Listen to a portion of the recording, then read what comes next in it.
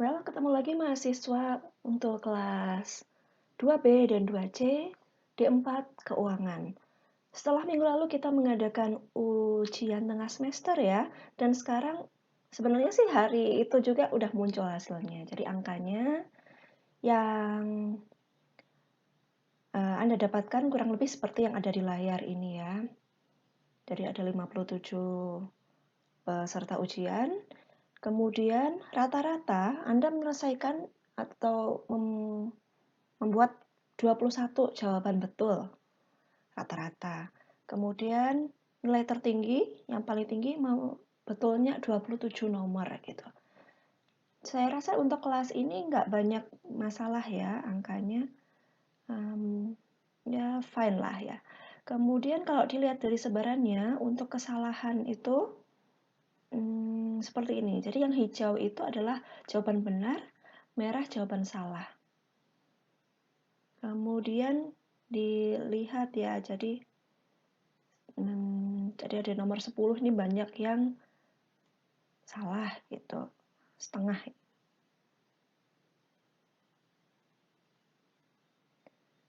Kemudian nomor 13, 14, 15, 16, oke 27, 29, 30. Nah teman-teman, kemudian sebaran nilai Anda seperti ini ya. Kemudian apakah ada remedi? Wah teman-teman, ini kan ujiannya sudah di rumah. Kemudian Anda pun juga bisa buka buku dan bisa pakai Excel dan seterusnya. Waktunya pun juga saya rasa cukup. Masih remedi juga. Let's see, saya hari Kamis ini sudah harus mengumpulkan nilai. Saya rasa kalau untuk UTS ini nggak bisa ya, karena saya kalau nyusun soal aja butuh waktu. Kemudian untuk ujiannya, kemudian memasukkan nilai dan seterusnya. Saya mau lihat dulu nilai Anda di tengah semester nanti. Nilai ini saya dapatkan dari tugas yang lalu, jadi dari tugas di buku Anda. Seingat saya sudah 2 kali mengerjakan ya. Kemudian ada satu lagi nilai kuis kita yang dulu, oke, dan juga nilai UTS ini. Dari hasil nilai-nilai tersebut saya lihat dulu hasilnya. Ketika Anda benar membutuhkan remedi, akan saya informasikan kembali. Namun jika dirasa tidak, teman-teman, berarti kalau Anda ingin nilainya lebih baik di akhir semester, tentu dalam paruh semester akhir ini Anda harus lebih ekstra gitu ya, usahanya, belajarnya, latihannya, dan seterusnya. Tetap masih ada cara, walaupun kita nggak bertemu tatap muka, pasti nanti kita akan saya tetap bisa melihat nanti tugas Anda gitu ya. Ada caranya. Mungkin dari latihan soal Anda merekam video dan tunjukkan apa yang sudah Anda kerjakan. Kayak gitu pun saya juga bisa melihat ya. Jadi ada poin-poin yang harus Anda tunjukkan kayak gitu. Bisa juga. Atau kalau nanti kita sudah bertemu, mungkin di akhir sebelum UAS Anda bisa kumpulkan tugasnya dan saya bisa nilai lagi. Dan juga tetap ada kuis nanti ya teman-teman, karena kuis itu sendiri materinya kan nggak banyak. Dan juga pilihan ganda, dan saya rasa akan mengangkat nilai. Nanti kuisnya pun saya pikirkan ada yang berubah juga, karena kita pakai pembelajaran daring ini ya. Kerja kelompok juga masih ada. Jadi saya ingin di kelas saya, walaupun membuat anggaran gitu, nggak cuma kerja individu, tapi kerja secara tim. Masih saya proses karena untuk membangunnya cukup sulit dan masih harus saya pikirkan plus minusnya gitu. Oke, itu tadi pengantar dari saya. Sesaat lagi saya akan buat ya pembahasan video untuk soal-soal UTS.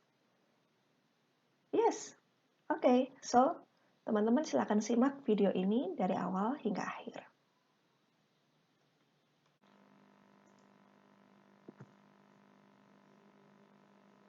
Oke, dan ini adalah soalnya dan mau saya bahas satu persatu ya. Unsur pokok anggaran kayaknya yang kayak gini-gini gampang ya. Langkah untuk menyusun budget. Pertama tuh mengumpulkan data, mengolah. 2, 3.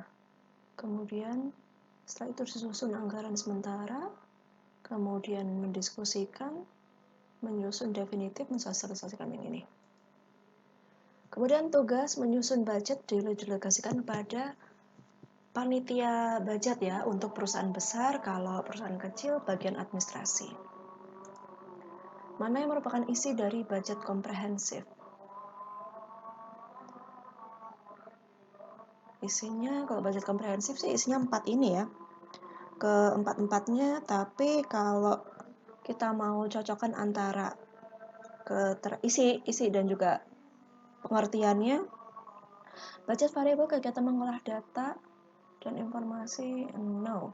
Budget penaksiran memuat forecast tentang kegiatan keuangan perusahaan di masa mendatang ini. Laporan budget tingkat perubahan, bukan ya. Analisis statistika, realisasi antara budget dan praktik, oke. No ya, jadi yang B ini adalah yang betul. Lanjut. Manakah yang merupakan, oh azan guys, berisik ya, saya stop dulu, kita lanjut lagi nanti. Oke, kita kembali ya, melanjutkan. Mohon maaf tadi azan, jadi suaranya pasti masuk kedengaran di rekaman. Oke. Soal nomor 6, manakah yang merupakan penghasilan utama perusahaan home industry keramik di Noyo? Ya, kalau perusahaan keramik tentu jual penghasilan utama dari penjualan barang berhubungan dengan keramik tadi. Deposito, no. Lahan, no. Dividen, no. Yes. C adalah yang paling tepat. Kemudian selanjutnya, biaya utama untuk perusahaan pengrajin furniture, kecuali biaya utama itu terdiri dari biaya produksi, overhead itu juga masuk biaya utama. Ini kan bahan baku ya. Kemudian ini tenaga kerja. Kemudian ini membeli bahan penolong. Kemudian yang terakhir biaya penanganan sampah sisa produksi. Nah, ini bukan yang utama ya. Kemudian biaya pabrik atau biaya produksi terdiri dari, ya salah satu contoh, ini maksudnya satu contoh biaya pabrik atau biaya produksi. Di sini ada keterangan admin marketing, berarti bukan ya. Kemudian selanjutnya listrik toko untuk display atau display, bukan. Promosi ini juga masuk di bagian penjualan ya, sehingga mesin produksi ini adalah yang paling tepat. Bagaimanakah cara menyusun budget induk, rugi, atau laba? Ini di pertemuan kita yang pertama pernah dibahas juga ya. Jadi kalau mau menyusun itu mulai dari lampiran-lampirannya dulu, kemudian baru ke budget induknya. Berarti yang sesuai adalah menyusun lampiran dan hasilnya untuk menyusun budget. Kemudian berikut adalah hal yang termuat dalam budget penjualan, kecuali yang dimasukkan dalam budget penjualan tentu produknya apa saja, produk A, B, dan seterusnya.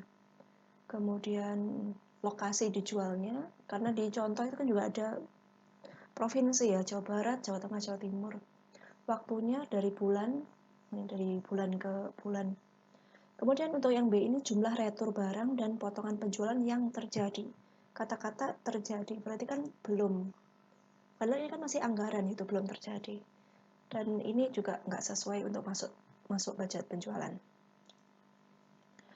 11. Secara khusus budget penjualan memiliki kegunaan penting. Kecuali kalau kita menyusun budget penjualan tentu akan budget penjualan kan isinya unit yang diproduksi, kemudian berapa harganya per unit, sehingga arus kas kita nanti berapa gitu. Berarti kalau tahu yang mau dijual berapa, tentu kita bisa menyusun budget unit yang akan diproduksi. Karena tadi ada harga jual, berarti bisa nyusun budget kas. Kan penjualan juga ada yang secara cash dan juga secara kredit, berarti bisa nyusun budget piutang juga. Berarti yang di sini dasar ini yang kurang tepat ya. Kemudian diketahui data untuk peramalan penjualan sebagai berikut. Ya, kita udah masuk ke bagian forecast ya. Rata-rata kelompok 1 sekian, kelompok 2 sekian, jarak rata-rata itu ini berarti N ya. Ini adalah N-nya. Data historis diketahui dari tahun 2012 sampai 2019.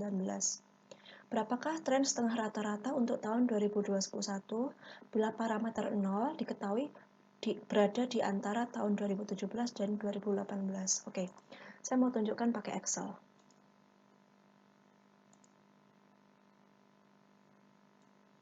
Untuk fungsinya adalah Y sama dengan alpha plus BX ya. X-nya adalah parameter, sehingga kita bisa buat semacam ini. Kalau ya saya mau menjelaskan itu kayak gini. Data historis diketahui tahun 2012 sampai 2019.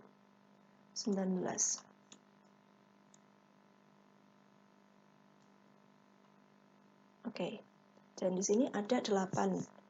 Kemudian biasanya ya ada penjualan atau Y, dan ini nggak perlu kita hitung lagi. Kemudian parameter, ya di sini. Sampai sini diketahui bahwa datanya adalah sebagai berikut. Kemudian cara untuk membuat parameter adalah karena ini datanya genap ya, berarti kita bagi dulu jadi 2. Kemudian dalam data tersebut kita bagi jadi 2 lagi.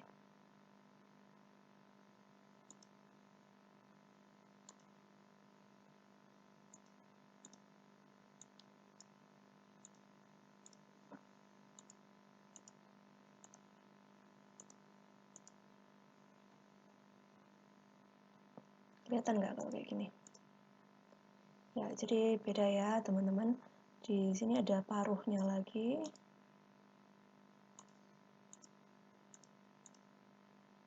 Oke, ini kelompok 1 yang atas, kemudian kelompok 2. Jadi di sini untuk kelompok 1 ini adalah kelompok 1. Mau saya buat gini aja ya. Yang atas kelompok 1, yang bawah ini adalah kelompok 2.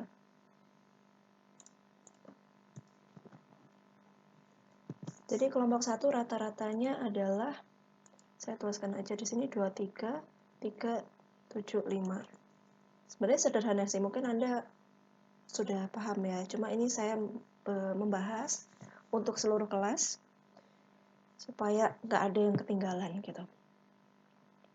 Jarak berarti jarak dari rata-rata ini, rata-rata kelompok 1 ke rata-rata kelompok 2 kan 4 ya. Kemudian diketahui bahwa parameter 0 berada di antara 2017 dan 2018. Berarti 0-nya itu ada tepat di garis ini, kan kita nggak bisa isikan ya. Berarti dari titik tengah tersebut ke 2018 itu adalah 0,5. Gitu kan? Kemudian parameter kalau naik berarti negatif, jadi negatif 0,5.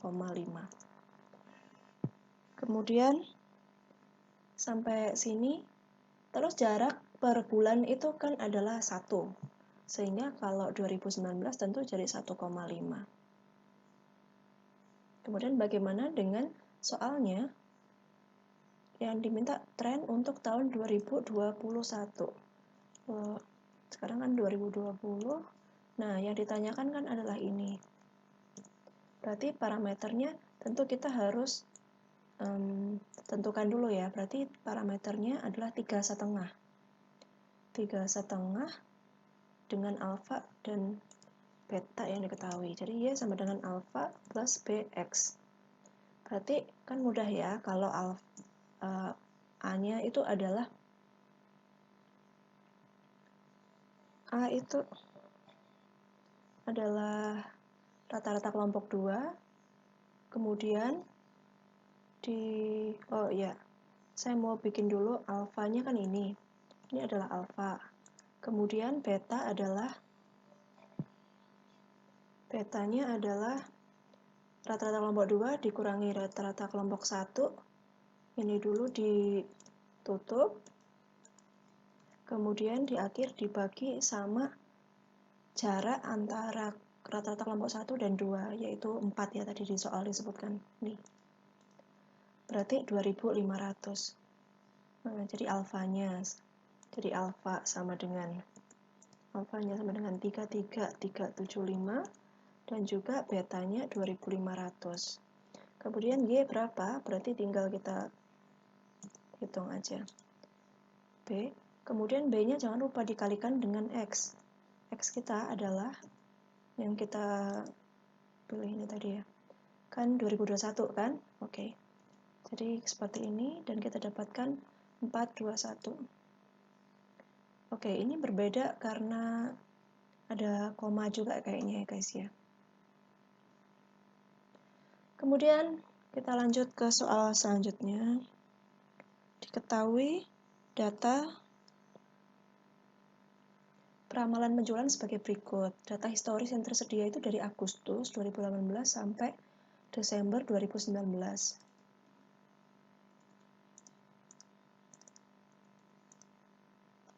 Berapakah parameter tren setengah rata-rata untuk tahun April-Mei 2020? Berarti di sini periode. Kemudian diketahui adalah Agustus.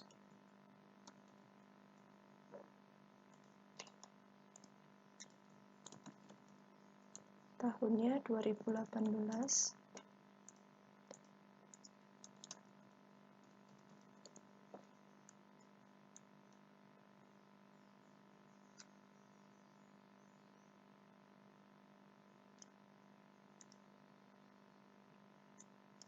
Yes, untuk ini sampai sini kan adalah 2018 ya. Ini 2019. Berarti kalau kita mau cari tahu ya, berarti ada berapa sih datanya itu? Ada berapa jumlahnya? Oke, datanya adalah data ganjil dengan parameter tren setengah rata-rata. Kemudian yang ditanya hanya berapakah parameternya. Oke. Untuk metode tren setengah rata-rata lagi. Ini datanya kan adalah ganjil gitu. Titik tengahnya di mana? Kalau 17 dibagi 2 sendiri adalah 8 ya. 8. Kemudian di 9 ini nih saya rasa nih. Titik tengahnya ya. Oke. Yes. Jadi bulan April ini nanti akan masuk ke bagian atas sama bagian bawah. Kemudian kalau di buku Anda tuh kayaknya gini deh. Ini ditulis 2 kali. Sehingga untuk bagian sini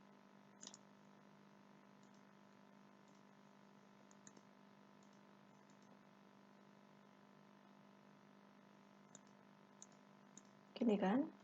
Ya ini untuk kelompok 1 sama kelompok 2. Kemudian parameter 0 itu ada di 3/4 data ya, dari sini. Kemudian titik tengahnya ada di sini, Agustus.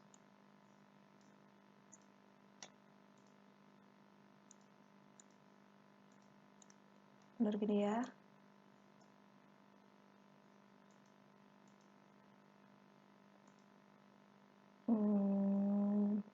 Kayaknya pakai blok aja deh, kalau kayak gini kok kayak si genap tadi.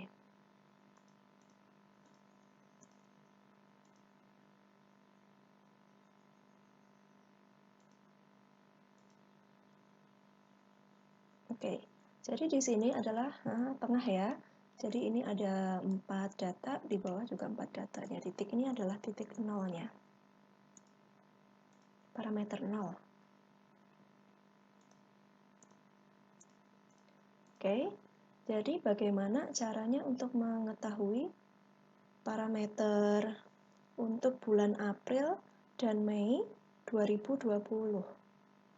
Sekarang kan Desember, kemudian kita harus tarik lagi ya. Nah, mulai dari sini baru 2020 kan. Kalau naik setiap, ini kan Karena titik tengahnya benar-benar di tengah bulan, berarti ke Juli itu kan -1 dan seterusnya. Berarti untuk September, dari Agustus September kan 1, kemudian dan seterusnya. Kita bisa tarik ya. Berarti untuk bulan April dan Mei adalah 8 dan 9. Ini jawabannya. Yes, kita lanjut ke soal berikutnya. Bisa diikuti ya teman-teman ya. Diketahui data menggunakan trend moment sebagai berikut. Alright, trend moment.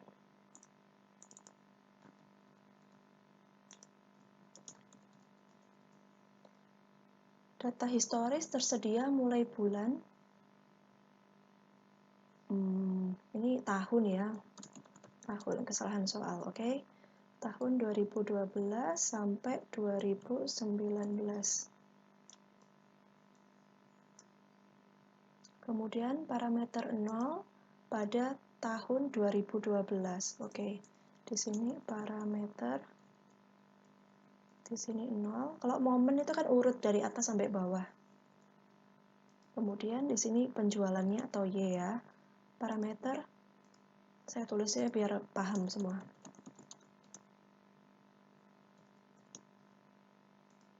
Kemudian untuk parameter adalah X.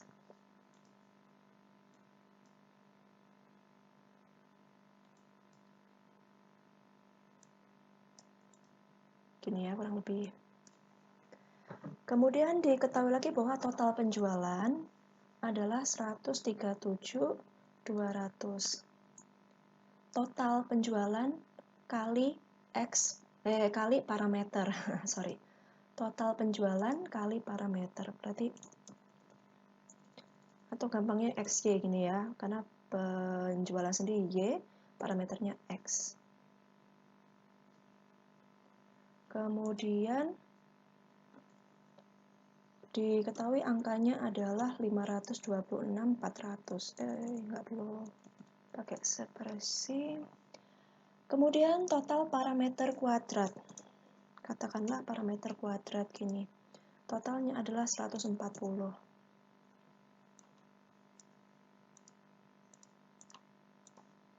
Gini kan? Total parameter kuadrat 140. Berapakah nilai A? Oke, ayo. A itu asalnya dari mana?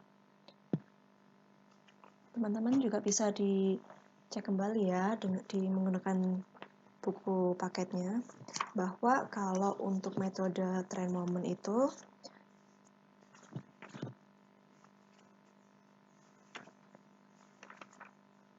yes, teman-teman bisa buka kembali bukunya di halaman 55. Jadi kalau trend moment parameter disusun urut dari awal ke akhir. Karena diberitahu bahwa parameter 0 kita pada tahun 2012 kita letakkan 0 di sini, kemudian mengikuti selanjutnya. Berarti total parameter kita berapa nih?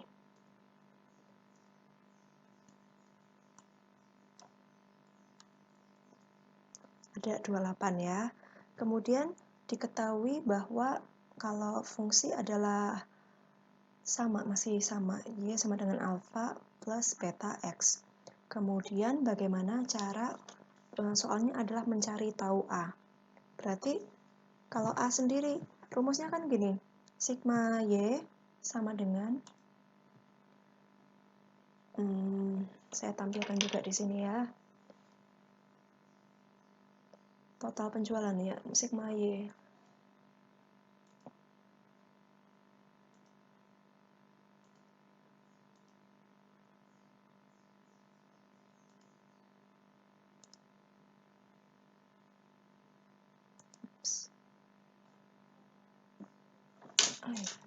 Saya susah nih. Oke, sigma Y sama dengan alpha N ditambah beta, kemudian sigma beta sigma X. Kemudian rumus yang kedua diketahui bahwa ya sigma XY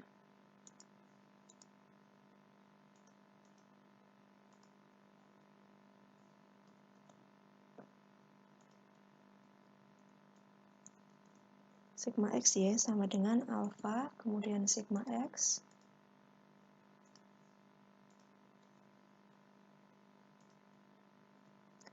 alfa sigma x plus beta sigma x kuadrat.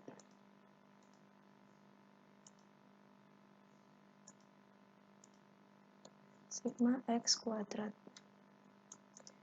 Oke, saya biarkan kayak gini ya teman-teman ya. Kemudian bagaimana cara kita untuk menyusunnya? Kita tahu bahwa untuk yang satu-satu yang ini dulu ya.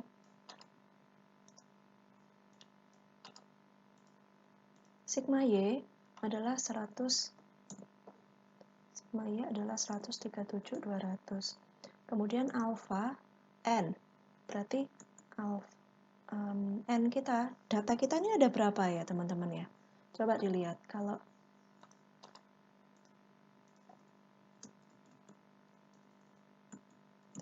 ya, ini sama teman-teman juga boleh menggunakan Excel-nya masing-masing ya. Bagaimana sih cara menyusunnya kalau menggunakan Excel? Nah, di ini sudah saya kasih nomor sehingga kita tahu ada 8 data. Berarti harusnya 8A terus habis itu ditambah dengan beta sigma X. Sigma X sendiri totalnya adalah 28. Berarti 28 beta. Berarti mudahnya di sini sigma Y itu sama dengan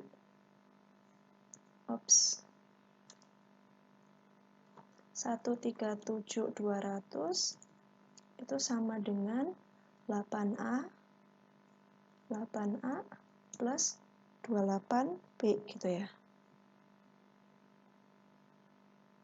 28 mana sih? 28B. Kayak gini, ini rumus kita yang pertama. Kemudian untuk rumus yang kedua adalah sigma XY. Berarti di sini adalah ini ya, angka ini kan sudah diketahui. Sama dengan alfa sigma X. Alfa, kemudian sigma X kita adalah 28. Berarti 28, ini loh. Sigma X itu parameter ya, totalnya adalah 28. Ditambah X kuadrat B, berarti 140B gitu. Sehingga kalau saya mau tuliskan di sini adalah 526.400 sama dengan 28A ditambah 140B.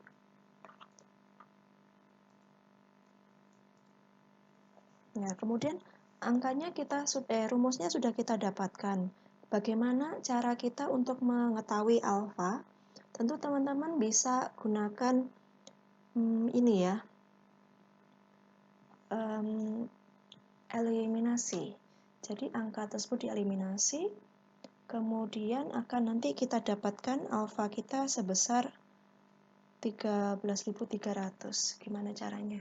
Bentar. Let me show you. Bagaimana cara menunjukkannya di Excel ya? Oke. Jadi kita ketahui bahwa 8A ditambah 28B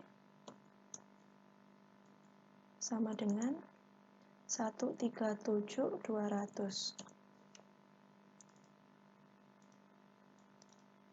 Oke, gini ya. Kemudian berikutnya adalah 28A ditambah 140B sama dengan 526.400. Kemudian kita kan mau mengeliminasi ya teman-teman ya. Yang mau kita samakan apa nih? Kita mau menyamakan si alfanya dulu atau kita mau eliminasi? Kita eliminasi betanya dulu aja ya. Di sini 28 sama 140. Bagaimana ya? Ini berarti saya kasih tanda kalikan berapa, yang ini kalikan berapa gitu.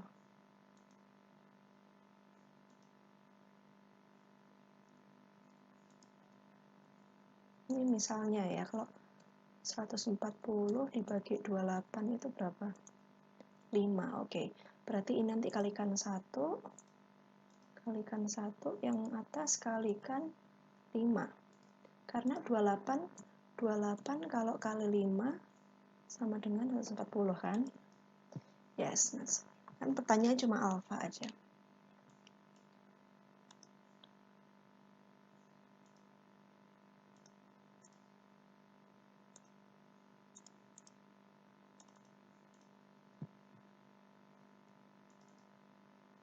Ini ya.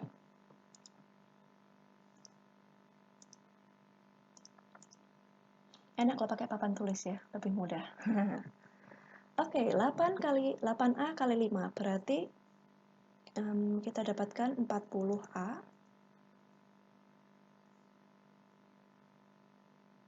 ditambah 140B sama dengan, berarti angka ini kita kalikan 5.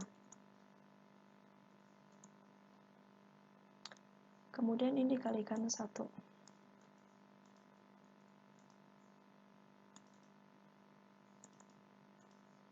Kemudian mau kita kurangi.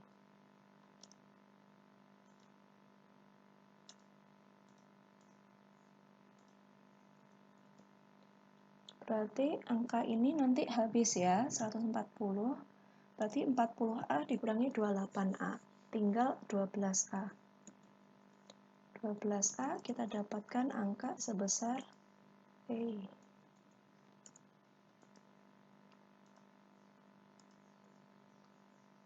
Nah, berarti 12A adalah 159.600. Sedangkan yang kita cari adalah alfa aja.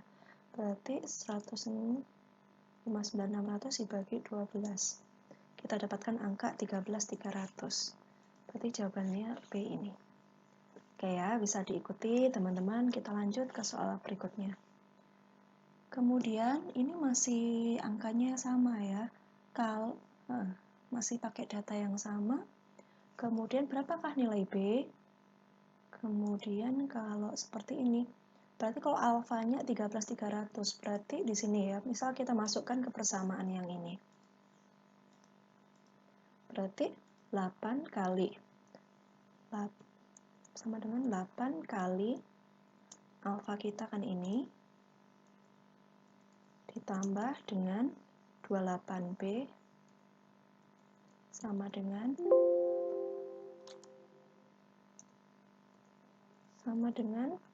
angkanya adalah 137.200. Berarti 28B itu sama dengan 137.200 dikurangi, ya karena angka ini pindah ke ruas kanan ya, jadinya kita pakai negatif. Jadi dikurang. Berarti kita ketahui bahwa 28B adalah 30.800. Berarti B-nya berapa? Tinggal gampang. 3.800 kita bagi 28. Muncul angka 1.100. Sehingga untuk soal B adalah soal nomor 15 adalah 1.100. Masih sama. Terus berapakah nilai tren untuk tahun 2020? 2020. Nah, di sini kita tinggal menambahkan ya. Saya mau geser dulu ke bawah. Di sini 2019, berarti kalau kita masuk 2020, terakhir parameternya adalah 7, berarti kalau 2020 harusnya 8. Berarti sama dengan ya, berarti kan Y plus Y sama dengan alfa plus BX gitu kan.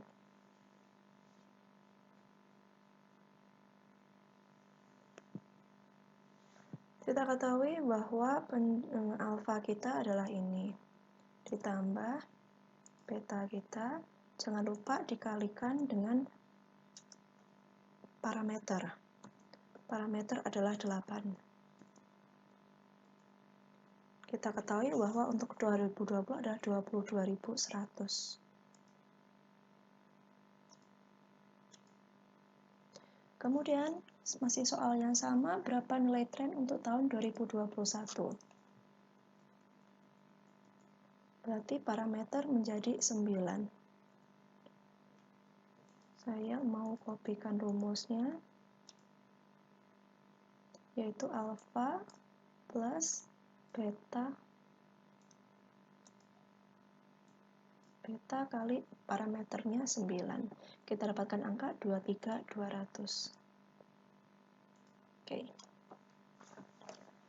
Kemudian sekarang menggunakan metode kuadrat terkecil ya. Teman-teman juga bisa dibuka kembali bukunya. Kita di halaman 57 ya.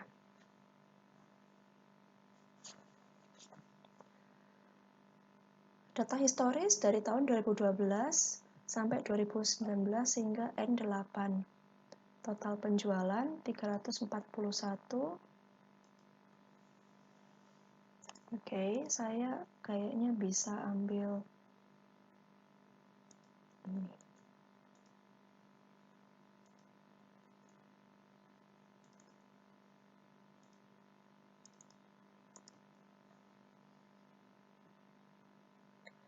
Kemudian diketahui total penjualan adalah 341.000.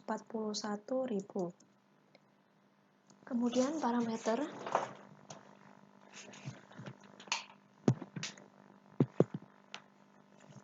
kalau metode kuadrat terkecil ini ciri khususnya teman-teman lihat di halaman 58 bahwa total parameter atau sigma X nanti adalah 0. Sehingga kalau di sini saya tuliskan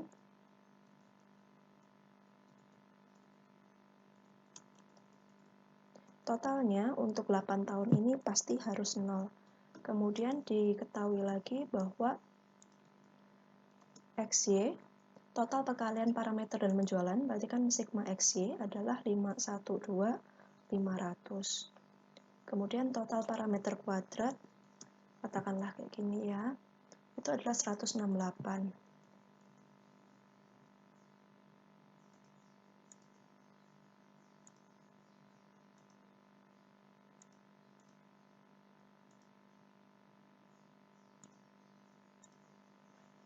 Ada data yang belum masuk, coba kita cek lagi. Tahun 2012 sampai 2019, N8. Kemudian total penjualannya 341, total perkalian parameter penjualan 512.500, parameter kuadrat 168, nilai alfa beta diketahui masing-masing. Yes. Jadi ini kalau kita gambarkan kan seperti ini ya, cuma diketahui sendiri bahwa alfa dan beta sudah dimunculkan. Alfa adalah 42.687.687,5 dan beta sama dengan 3050,5. Ya, ini berarti mudah banget. Diketahui forecast-nya untuk 2020. Ya, di sini ya, 2020 adalah 9. Nah, ini pun parameter kita udah nggak bikin lagi. Cuma kalau mau bahas ya, kalau mau membahas ini, karena ini 8, tentu titik perpotongannya kan ada di antara 4 dan 5. 2015 dan 2016. Mari saya tunjukkan kepada Anda, sekaligus sebagai reminder ya. Belum kelihatan ya, kurang tebal. Yes, di sini adalah ya, mungkin ini lebih baik ya. Nah, jadi di sini ada titik potongnya. Kalau menggunakan metode nomor berapa ini tadi? Oh, 18 ya. Metode kuadrat terkecil. Nomor 18. Diketahui bahwa metode kuadrat terkecil berarti kan total atau sigma X adalah 0. Berarti dengan 8 data ini antara negatif dan juga positif harus impas. Karena titik nolnya ada di antara dua periode, maka kita buatnya gini ya, dari titik 0 yang di tengah-tengah ini tadi ke 2016 kan setengah. setengah itu kalau mau kita kuadratkan kan sulit biasanya, makanya kita buat kalikan 2 biar angkanya langsung bulat gitu. Jadi antara tengah-tengah 2015 ke 16 tadi, ke 16 itu kita anggap 1. Berarti kalau setengah bulan aja itu dihitungannya 1. Setengah periode aja 1 gitu ya. Berarti kalau full 1 periode berpindah ini berarti 2 jaraknya, sehingga parameternya menjadi 3, 2018 menjadi 5, 7, dan benar 2020 adalah 9. Maka kalau ini tadi, kalau kita bahas lagi kenapa angkanya adalah 0, karena parameter untuk tahun, untuk paruh data pertama adalah negatif. Negatif 1, negatif 3, kemudian negatif 5, dan negatif 7. Sehingga kalau dijumlahkan, benar kan? Jumlahnya adalah 0. Oke, saya rasa ini sudah cukup mudah, kemudian kita siap untuk menghitung. Berapakah forecast 2020 jika diketahui parameternya adalah 9? Berarti gampang ya, karena Y sama dengan alfa plus BX.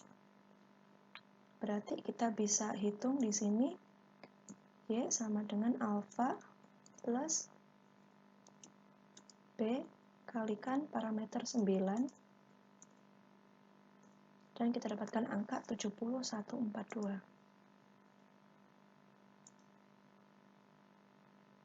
Yes, kenapa ada angkanya gini? Karena desimal aja ya, teman-teman kalau menggunakan kalkulator pasti mendapatkan angka ada 0,9.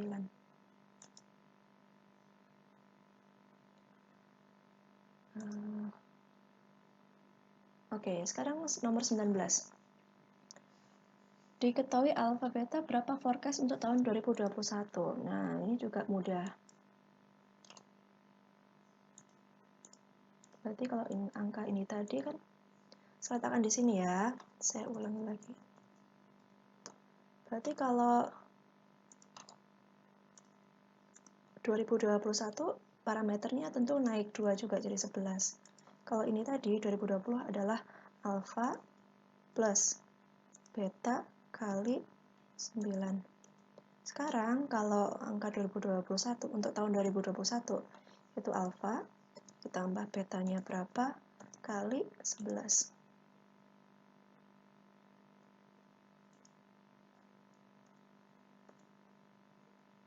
Oke, jadi kita dapatkan angka 76243.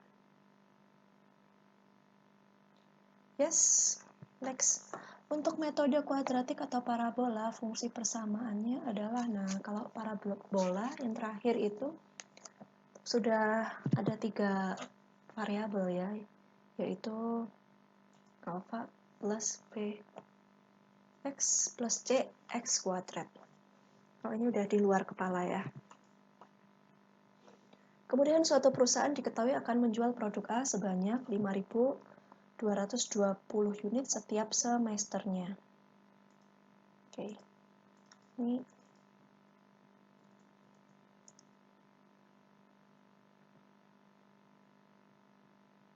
kita lagi ngomongin penjualan ya. Setiap semester berarti periode ini adalah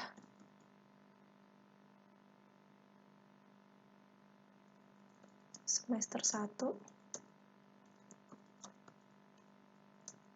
semester 2. Menjual produk A.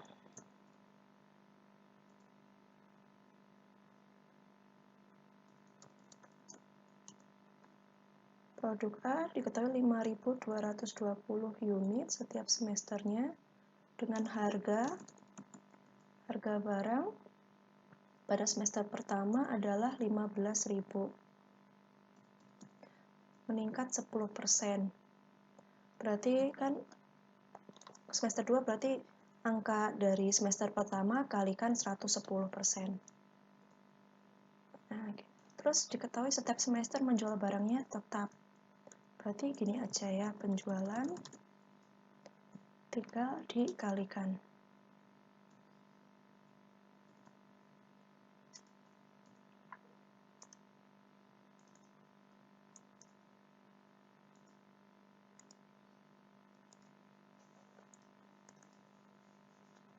Berapakah penjualan produk A pada tahun 2021? Berarti tinggal dijumlah aja ya, dijumlah muncul angka 164.430 di sini. Lanjut. Masih produk yang sama ya. Harga meningkat, penjualan barang diperkirakan 30% berupa cash, tunai, dan juga sisanya kredit. Berarti kalau kayak gini kan mudah ya, 30%, kreditnya berarti sisa 70%. Termin yang diberikan adalah 5/10. 5/10 dan 30, berarti kan 5%. Maka total potongan penjualan yang terjadi untuk produk A pada tahun 2021. Oke, berarti cukup mudah. Yang 70% kita kalikan dengan penjualan.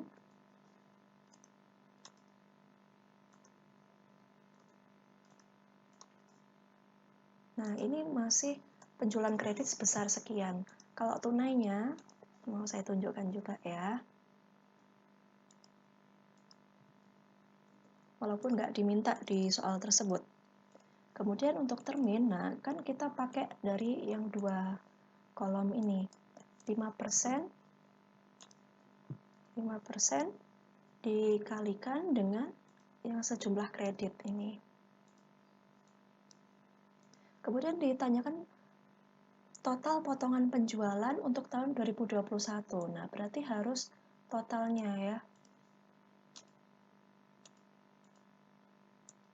Kayak gini, berarti harus total.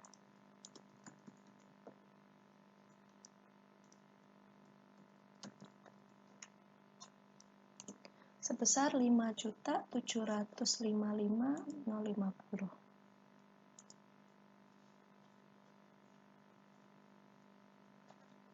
Nah, sampai sini udah. Kemudian soal nomor 23.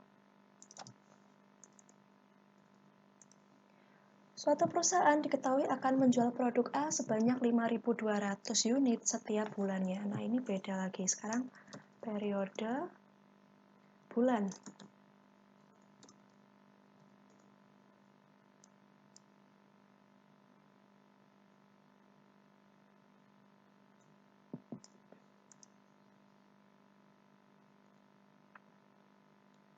Kemudian menjual. Penjualan mau jual sebanyak 5.200 setiap bulan. Berarti sama terus ya. Kemudian pada awal Januari terdapat persediaan awal diketahui sebanyak 2.000 unit. Mau jual 5.200, persediaan awal 2.000, berarti ada kekurangan sebesar, diharapkan persediaan yang ada pada awal Februari sebesar 3.000. Nah, persediaan awal Februari itu kan merupakan persediaan akhirnya periode sebelumnya. Berarti kita bisa simpulkan di sini persediaan akhir Januari adalah 3.000. Dan kita dapatkan angka dari sini gitu. Nah, udah tahu kurang kita sekian, terus harus ada di akhir periode masih harus ada 3.000. Berarti kita juga tahu ya, produksi itu berarti harusnya berapa. Berarti ditambah dengan ini. Nah, kita dapatkan angka 6.200. Udah, kayak gitu aja soalnya. Oke. Kemudian nomor selanjutnya. Produk pupuk A merupakan campuran dari bahan baku X, Y, Z. Oke. Pupuk A, bahan baku bahan X, bahan Y, dan Z.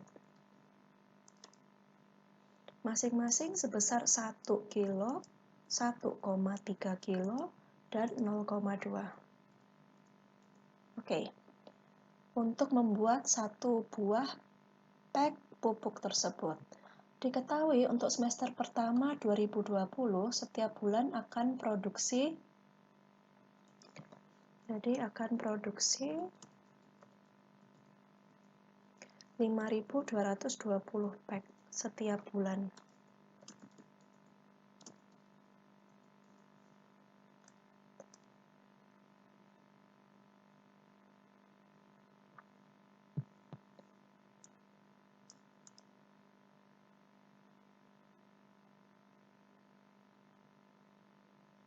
Oke, berarti untuk bahan baku X, Y, dan Z tinggal mengalikan ya, sama dengan angka ini dikalikan dengan ini. Dan dan si produksi tadi mau saya kunci. Kayak gitu. Berapakah bahan X, Y, Z yang diperlukan setiap bulannya? Berarti angka ini ya. X 5220, Y 6786. Oke, jawabannya A. Selanjutnya, masih soal yang sama. Diketahui setiap bulan akan produksi berarti gini, kan sekarang tanyanya 1 semester, kemudian nah ini juga masih sama.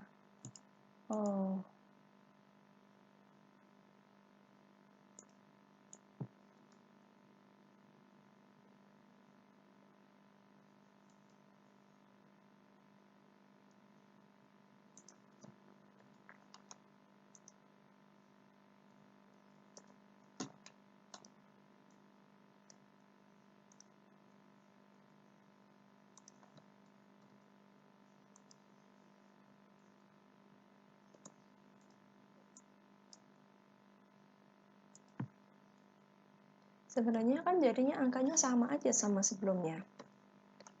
Cuma saya pergunakan cara demikian karena Excel itu kan dilihat oleh orang yang nggak paham dengan penganggaran mungkin ya. Jadi biar bisa ditelusuri dari mana asalnya angka tersebut kayak gitu.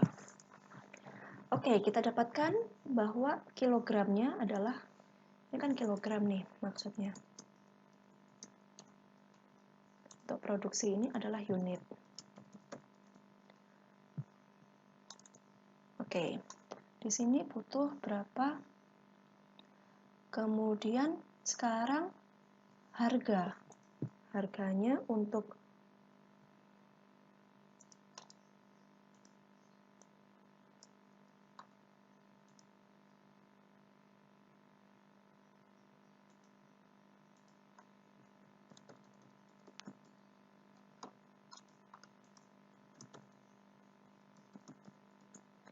kemudian sekarang adalah fokus pada harga.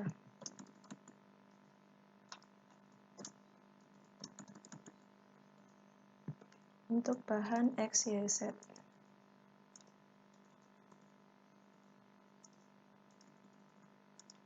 Berarti di sini udah fokusnya ke rupiah. Diketahui bahwa bahan X itu adalah 2.500. Bahan Y 7.000 dan bahan Z adalah 5.000. Berarti total biayanya adalah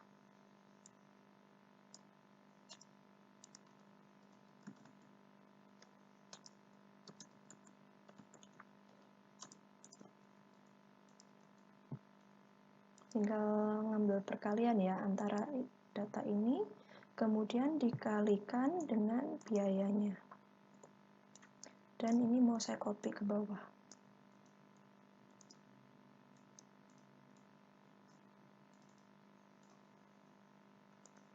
Kemudian saya bikin subtotal untuk X aja, dan juga untuk masing-masing. Dan kemudian ada grand total di sini.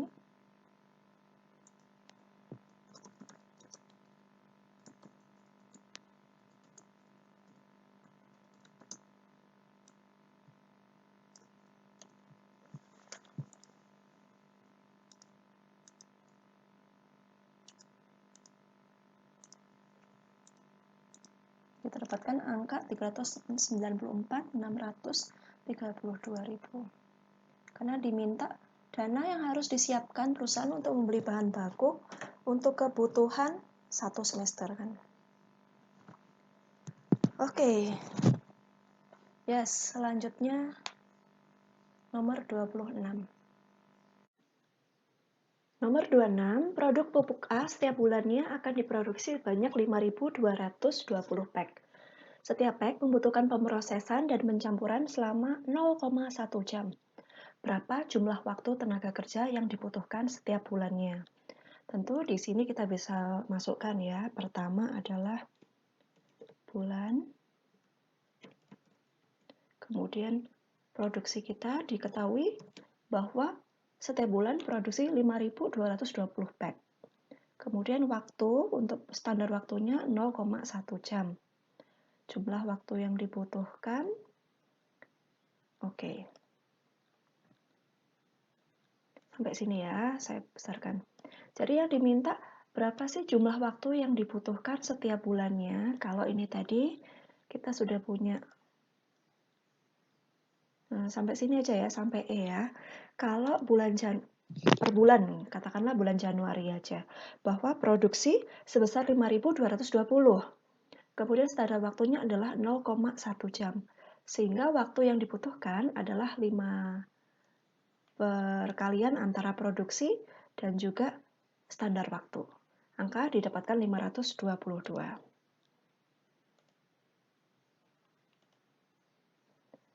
Berarti di sini. Setiap bulannya soalnya. Oke. Kemudian nomor 27 selanjutnya. Masih sama ya. Diketahui upah buruh adalah 18.000 per jam. Berapa dana yang harus dipersiapkan untuk upah buruh selama 1 semester?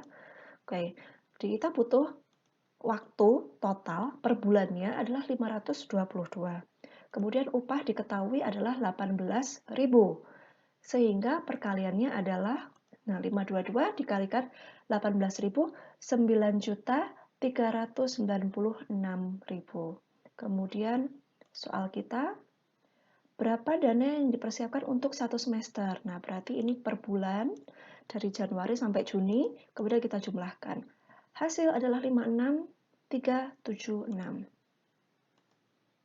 Gitu. Kemudian produk pupuk A. Oke, itu tadi masih sama. Kemudian diketahui setiap bulan terdapat 25 hari efektif kerja dan setiap hari buruh bekerja 8 jam. Berapa tenaga kerja yang dibutuhkan? Oke, sekarang waktu yang kita butuhkan adalah ini. Hari efektif, nah ini tadi diketahui bahwa setiap bulan itu pokoknya ada 25 hari kerja, per hari 8 jam. Sehingga ada 200. Nah, kalau waktu yang dibutuhkan 500, 22, hari efektifnya, pokoknya jam efektif 200, itu per orang ya. Berarti tinggal kita bagi. Ini kebutuhan tenaga kerja. Sehingga 522,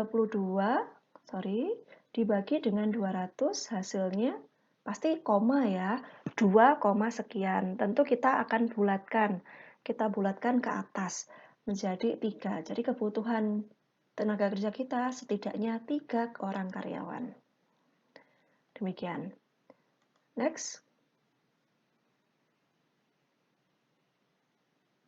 Nah, ini nomor 29 yang teman-teman banyak salah ya.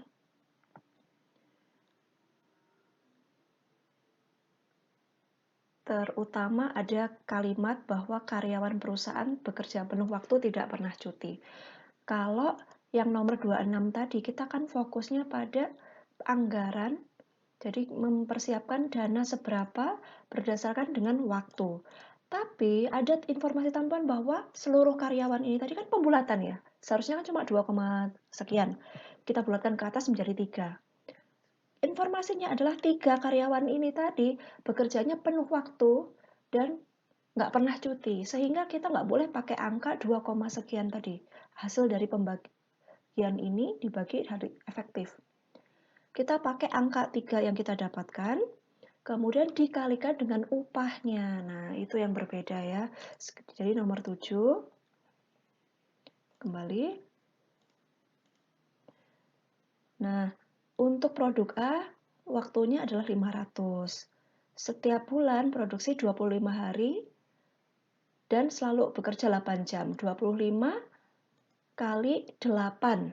Ya, asalnya dari sama seperti tadi. 25 hari dikali 8 jam tiap harinya, 200. Sehingga karya yang dibutuhkan kan 2,5. Tapi karena kita bulatkan menjadi 3 karyawan, berarti tenaga kerja.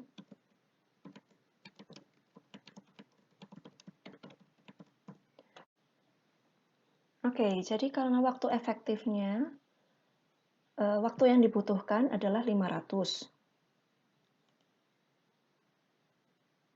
Yes, waktu yang dibutuhkan 500 jam. Kemudian hari efektifnya 200 asalnya dari 25 hari kerja dikalikan dengan 8 jam. Sehingga yang dibutuhkan adalah 2,5 tenaga kerja. Kalau 2,5 tenaga kerja upah per jamnya 15.000, maka Anda dapatkan hasil demikian rupa. Cuma yang fokusnya ada di sini. Kalau tadi ada informasi bahwa tenaga kerja itu adalah dibuat sebagai karyawan penuh waktu, tidak pernah cuti, sehingga tenaga kerja kita ubah menjadi 3. Kita naikkan kan. Kemudian jadi waktu kerja 3 karyawan dengan hari jam efektifnya adalah 200, sehingga kita 3 kalikan 200 hasilnya 600. Kemudian upah per bulan adalah 15.000. 15.000 sehingga kita dapatkan upah per bulan untuk 3 karyawan sekian dan hasilnya adalah 108. Di sini pilihannya kurang, saya anggap ini bonus ya teman-teman, akan saya anulir soal nomor 29 ini. Kemudian selanjutnya nomor 30, produk pupuk A setiap bulannya diproduksi sebanyak 5.220 pack. Setiap pack membutuhkan pemrosesan dan pencampuran selama 0,1 jam. Diketahui upah buruh adalah 18.000 per jam. Berapa besarnya biaya tenaga kerja langsung per pack pupuk A? Oke, nomor 30 ya. Sini. Nah, di sini setiap bulan akan produksi sebanyak 5.220 pack.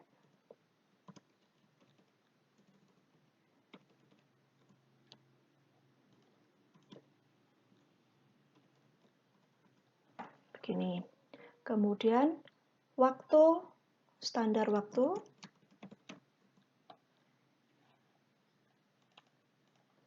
0,1 jam.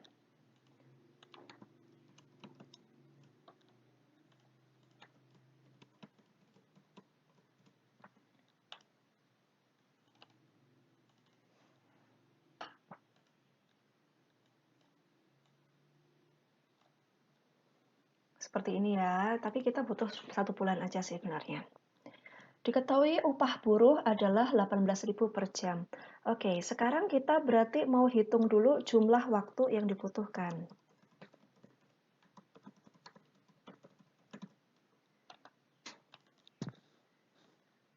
Asalnya dari jumlah produksi dikalikan dengan standar waktu.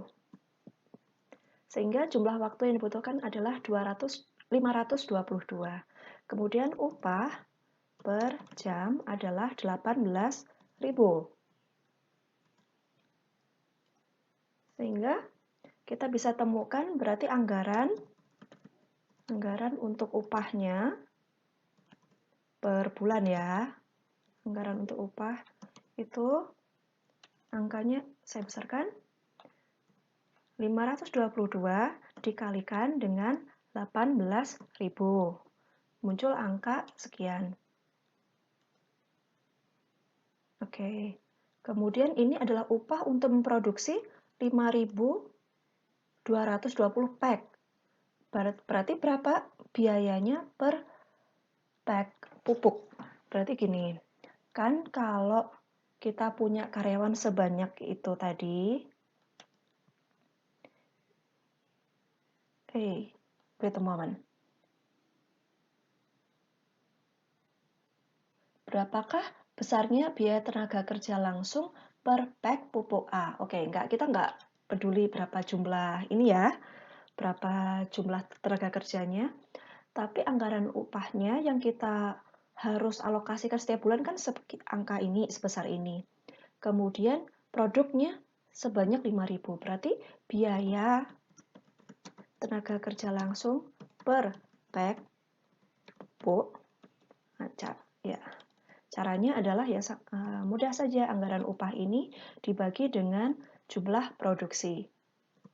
Sehingga diketahui bahwa per produk itu biaya untuk tenaga kerja adalah sebesar 1.800. Ini. Oke, jadi kayak gitu teman-teman ya. UTS kita. Saya harap teman-teman bisa mengikuti. Bagi yang merasa salah, bisa dipikirkan kembali ya, kenapa kok salah dan seterusnya. Dan saya rasa ini mudah ya, kalau kita adakan kuis lagi, kurang lebih akan seperti ini modelnya. Pilihan ganda, dan tidak full untuk mengerjakan. Oh, full, mungkin akan full. Mungkin akan saya minta untuk full mengerjakan suatu budget dari awal sampai akhir menggunakan Excel. Ya, sampai di sini videonya teman-teman. Selamat belajar kembali, dan hari ini selain kelas ini, ya ini untuk ganti kelas hari Senin untuk kelas 2B, kemudian ganti untuk hari Kamis untuk kelas 2C gitu ya. Ya, kita akan ketemu lagi hari Rabu dengan materi selanjutnya. Teman-teman masih ada waktu untuk kelas kita ya. Kelas kita 3 jam pelajaran, teman-teman bisa lanjutkan kembali untuk biaya pabrik tidak langsung. Tetap kalau ada pertanyaan bisa hubungi saya kembali. Well, yes, see you on the next meeting. Bye-bye.